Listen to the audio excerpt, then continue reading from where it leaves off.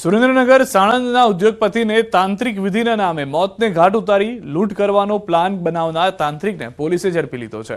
વઢવાણના તાંત્રિક ભુવાને લઈને સાણંદ પોલીસે વઢવાણમાં તપાસ હાથ ધરી।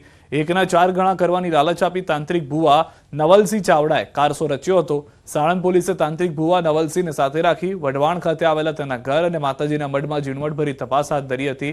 અગાઉ સુરેન્દ્રનગરનો એક પરિવાર આ જ ભુવાની તાંત્રિક વિધિનો ભોગ બન્યા બાદ પરિવારે સામૂહિક આત્મહત્યા કરી હતી। ભુવાના ઘરમાં તપાસ માટે પોલીસ લાવતા લોકોના ટોળા વળ્યા હતા। સાણંદના એક ઉદ્યોગપતિને 1ના 4 ગણા રૂપિયા આપવાની લાલચ આપી અને જે વેપારી છે એને પાસેથી મોટી રકમ પડાવી અને વેપારીને મોતને ઘાટ ઉતારવાનો જે પ્લાન બનાવ્યો હતો એ પ્લાનના માસ્ટર માઇન્ડ એવા વઢવાણના જે નવલસિંહ ચાવડા કરી જે ભુવા છે ભુવાની સાણંદ પોલીસ દ્વારા ધરપકડ કરવામાં આવી છે। આ મામલે જે સાણંદની જે પોલીસ છે પોલીસ દ્વારા તપાસનો ધમધમાટ શરૂ કરવામાં આવ્યો છે। જે પોલીસની ટીમ છે એ ટીમ દ્વારા હાલ વઢવાણ ખાતે જે ભુવાનું ઘર આવેલું છે નવલસિંહ ચાવડાનું તે ઘરમાં હાલ તપાસનો જે ચક્રો છે ગતિમાન કરવામાં આવ્યો છે। સ્થળ ઉપરથી વધુ કોઈ વિગતો કે વધુ કોઈ પુરાવો મળે તે મામલે પોલીસ દ્વારા હાલ તપાસનો ધમધમાટ શરૂ કરવામાં આવ્યો છે। અગાઉ પણ આ નવલસિંહ ચાવડા દ્વારા અન્ય વ્યક્તિઓને પણ આ મામલે ભોગ બનાવ્યા હોવાની પણ આશંકા વ્યક્ત કરવામાં આવી રહી છે। ત્યારે સમગ્ર મામલે હાલ પોલીસ દ્વારા જે ભુવાનું ઘર છે ભુવાના ઘરમાં ઝીણવટભરી તપાસ હાથ ધરવામાં આવી છે અને તપાસ બાદ જ સાચો ખ્યાલ આવશે કે અન્ય કોઈ વ્યક્તિઓ આ ભુવાનો ભોગ બનેલા છે કે કેમ અને આ સ્થળ ઉપરથી કોઈ પુરાવા મળ્યા છે કે કેમ। અક્ષય જોશી, ન્યૂઝ 18 ગુજરાતી, વઢવાણ। અમરેલી જિલ્લામાં કોંગ્રેસ આકરા પાણીએ જોવા મળી રહી છે। રાજ્ય સરકારે અતિવૃષ્ટિમાં ખેડૂતો માટે પાક નુકસાનીમાં સહાયની જાહેરાત કરી હતી, પરંતુ સહાય પેકેજમાં અમરેલી જિલ્લાને બાકાત રખાતા રાજુલામાં કોંગ્રેસ દ્વારા ધરણા યોજી વિરોધ પ્રદર્શન યોજ્યું હતું। ખેડૂતોને અતિવૃષ્ટિમાં દેવા માફી, ખાંભામાં ઇકોઝોનનો પ્રશ્ન સહિત વિવિધ મુદ્દાઓ સાથે સત્તા પક્ષ સામે વિરોધ નોંધાવ્યો। આ વિરોધ પ્રદર્શનમાં પ્રતાપ દુધાત, પૂર્વ સાંસદ વીરજી ઠુમ્મર સહિતના કોંગ્રેસના આગેવાનો હાજર રહ્યા। મહત્વનું છે કે આગામી દિવસોમાં અમરેલી જિલ્લામાં 4 નગરપાલિકાની ચૂંટણીઓ આવી રહી છે, ત્યારે અમરેલીની તમામ નગરપાલિકામાં ભાજપનું શાસન છે, જેથી કોંગ્રેસ ચૂંટણીમાં પોતાની જગ્યા બનાવવા માટે પ્રયાસ કરી રહ્યો હોવાનું રાજકીય નિષ્ણાતો જણાવી રહ્યા છે। રાજુલા જાફરાબાદના આ વિસ્તારના ખેડૂતો માટે અતિવૃષ્ટિમાં સહાય પેકેજ નહીં પણ દેવા માફી અને ઇકોઝોનની અંદર ખાંભા તાલુકાના ગામડાઓનો ખોટી રીતે જે સમાવેશ કરવામાં આવ્યો છે એને નાબૂદ કરવાની વાત સાથે આજે કોંગ્રેસ પરિવાર, રાજુલા કોંગ્રેસ પરિવાર, જાફરાબાદ કોંગ્રેસ પરિવારના પ્રમુખો અને આગેવાનો સાથે મોટી સંખ્યામાં ખેડૂતો આજે ધરણા પર બેઠા છે। રાજુલા આજે આંદોલન ચાલી રહ્યું છે, ઉપવાસ આંદોલન ચાલી રહ્યું છે। એક દિવસ માટે ઉપવાસ કરીને આજે અમે આવેદનપત્ર આપીએ છીએ। રાજુલાના, જાફરાબાદના, ખાંભા તાલુકાના ખેડૂતો ઇકોઝોનમાં પણ મુશ્કેલીમાં મુકાયા છે। સાબરકાંઠા અરવલ્લી જિલ્લાના અલગ અલગ પ્રાથમિક શાળાઓના શિક્ષકોનું રોકાણ બીઝેડ ગ્રુપમાં થયું છે। આ મુદ્દે શિક્ષકોએ એજન્ટની ભૂમિકા ભજવી રોકાણ કરાવ્યું હતું તેવું સામે આવ્યું છે। સમગ્ર મામલે સીઆઈડી ક્રાઇમે તપાસ હાથ ધરી છે, ત્યારે આ દરમિયાન અલગ અલગ ખુલાસાઓ જોવા મળી રહ્યા છે, જેમાં ગ્રુપ દ્વારા શિક્ષકોને બાલીનો પ્રવાસ કરાવવાનો એક વિડીયો પણ સોશિયલ મીડિયા પર વાયરલ થતા સમગ્ર મામલે હવે સમગ્ર જિલ્લા શિક્ષણ અધિકારી દ્વારા તપાસ આરંભી દેવામાં આવી છે। શિક્ષિકા દ્વારા સરકારના પ્રવર્તમાન નિયમો અનુસાર તેઓએ પ્રવાસ કર્યો તે અગાઉ શિક્ષણ વિભાગની મંજૂરી મેળવી હતી કે નહીં તે બાબતે તપાસ હાથ ધરી દેવાઈ છે। મિત્રો, આપના માધ્યમથી હાલ જ મને જાણ મળી છે કે વિભાબેન કરીને કંઈક બેન આ વિડીયો કંઈક ફરે છે, વિડીયો જે મારે જોવામાં નથી આવ્યો।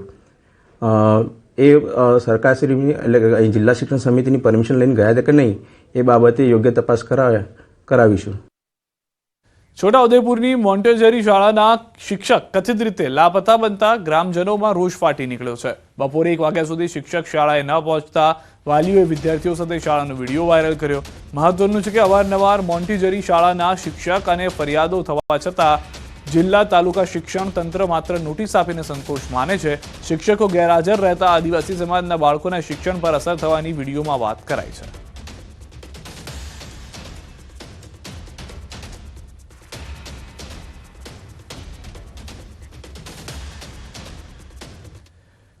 કાળિયા ઠાકોરના ભક્તની અનોખી ભક્તિ જોવા મળી। દ્વારકાધીશનો ભક્ત રાજસ્થાનના બીકાનેરથી દ્વારકા સુધી દંડવત યાત્રાએ નીકળ્યો છે। લગભગ 1300 કિલોમીટર દંડવત કરી દ્વારકા પહોંચશે। ભક્ત દંડવત બીકાનેરથી 19 ફેબ્રુઆરીના રોજ યાત્રાએ નીકળ્યો છે। રાજસ્થાનના બીકાનેરથી દ્વારકા જગત મંદિર સુધી દંડવત યાત્રા કરી પહોંચશે। દ્વારકાધીશના પરમ ભક્ત પોતાની મનોકામના પૂર્ણ કરવા દંડવત યાત્રા કરી દ્વારકાધીશના દર્શને નીકળ્યા। 19 फरवरी 2024 से मैं दंडवत यात्रा पर निकला। तो करीबन 1315 किलोमीटर मेरी यात्रा के हिसाब से 1315 किलोमीटर मैंने दंडवत यात्रा की है। और अभी 51 किलोमीटर ये रेंगते हुए यात्रा कर रहा हूँ। मेरी मनोकामना लेकर जा रहा हूँ। ડાંગ જિલ્લામાં આજે સવારથી કાળા ડિબાંગ વાદળો બાદ ઝરમર વરસાદ વરસ્યો. કમોસમી વરસાદ પડતા વાતાવરણમાં ઠંડીનું પ્રમાણ વધી ગયું. સાપુતારા સહિતના તળેટીના વિસ્તારના વાતાવરણમાં બદલાતા વાદળો ઘેરાયેલા જોવા મળ્યા. કમોસમી વરસાદ પડતા ખેડૂતોને શિયાળુ પાકને નુકસાન થવાની સંભાવના વધી. સર્વત્ર પાણીની રેલમછેલ. દ્રશ્યો આપ જોઈ રહ્યા છો ડાંગમાં પણ જે રીતે નવસારીમાં વરસાદ હતો તે રીતે ડાંગમાં પણ વરસાદ જોવા મળ્યો છે.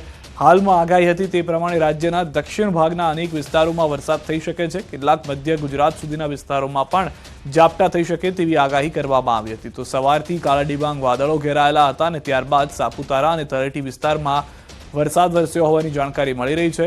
જે અસર હતી તે સાયક્લોનને લઈને ફિંગલ વાવાઝોડું કે જે પસાર થઈને ગયું અને અરબ સાગરમાં છે હાલમાં તેના વાદળો કારણે આ વરસાદ થશે તેવું અનુમાન કરવામાં આવ્યું હતું અને તે પ્રમાણેની પરિસ્થિતિ હાલમાં જોવા મળી રહી છે. જે ભેજવાળા વાદળો છે તે દક્ષિણ ગુજરાતના કેટલાક વિસ્તારોમાં વરસશે.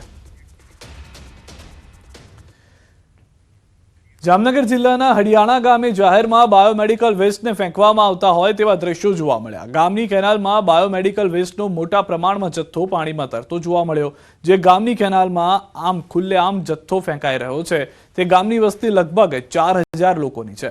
અહીં ખુલ્લેઆમ જથ્થો ફેંકીને ગામના લોકોના આરોગ્ય સાથે ચેડા થઈ રહ્યા છે. પરંતુ અહીં સવાલ એ છે કે આ જથ્થો અહીં ફેંકી કોણ રહ્યું છે? શું આ બાબતની તંત્રને જાણ નથી? આવા લોકો સામે કાર્યવાહી થશે કે કેમ તેવા અનેક સવાલો ઉઠી રહ્યા છે. જામનગર જિલ્લાના જોડિયા પંથકમાં આવેલા હડિયાણા ગામે જાહેરમાં બાયોમેડિકલ વેસ્ટનો નિકાલ થતો હોય તેવું સામે આવ્યું છે. ત્યારે ન્યૂઝ 18 હડિયાણા ગામે પહોંચ્યું છે અને અહીં પાણીના વોકડામાં જે પ્રકારની પરિસ્થિતિ છે, જાહેરમાં બાયોમેડિકલ વેસ્ટનો નિકાલ થતો અહીં જોઈ શકાય છે. હું સીધા જ દ્રશ્યો દેખાડવા માંગીશ કે અહીં જે પાણીના પ્રવાહની અંદર જે બાયોમેડિકલ વેસ્ટ કહી શકાય, જે લોકોને બાટલા ચડાવવામાં આવતો હોય છે, આ બાટલાઓ ખાલી બાટલાઓ, આ ઉપરાંત ઇન્જેક્શન અને અન્ય જે સિરીઝ છે, આ ઉપરાંત જે દવાના રેપરો છે એ પણ જોઈ શકાય છે. આ અંગે પ્રદૂષણ નિયંત્રણ બોર્ડની કચેરી દ્વારા પણ કોઈ પણ જાતને દરકાર ન લેવાતી હોય, જેને લઈને લોકોના આરોગ્ય સાથે અહીં ચેડા થતા દ્રશ્યો સામે આવી રહ્યા છે. ત્યારે જવાબદારો સામે પગલાં લેવાશે કે શું? અહીં આ બાયોમેડિકલ વેસ્ટનો નિકાલ કોણ કરી જાય છે તેની પણ તપાસ થવી જોઈએ અને એ અંગે પગલાં પણ લેવાવા જોઈએ. કેમેરામેન મનસુખ રામોલિયાની સાથે કિંજલ કારસરિયા, ન્યૂઝ 18 ગુજરાતી, હડિયાણા, જોડિયા, જામનગર. સમાચારમાં અત્યારે બસ આટલું. દેશ પ્રદેશની તમામ ખબરો માટે આપ જોડાયેલા રહો ગુજરાતની number 1 news channel news 18 Gujarati સાથે.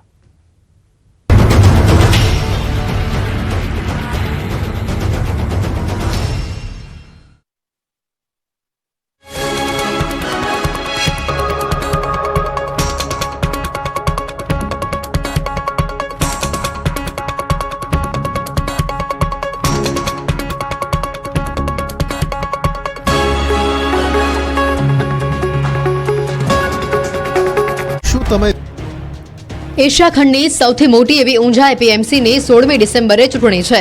ચૂંટણીને લઈને ઉમેદવારી પત્રો ભરવાની શરૂઆત થઈ છે અને જેને લઈને સવારે 11 કલાકે ઉમેદવારી ફોર્મ લેવા માટે વેપારીઓ અને ખેડૂતો એપીએમસી ખાતે ઉમટી પડતા લાંબી કતારો લાગી હતી. ઊંઝા એપીએમસીની બહાર ચૂંટણી માહોલને લઈને મેળા જેવો માહોલ સર્જાયો હતો.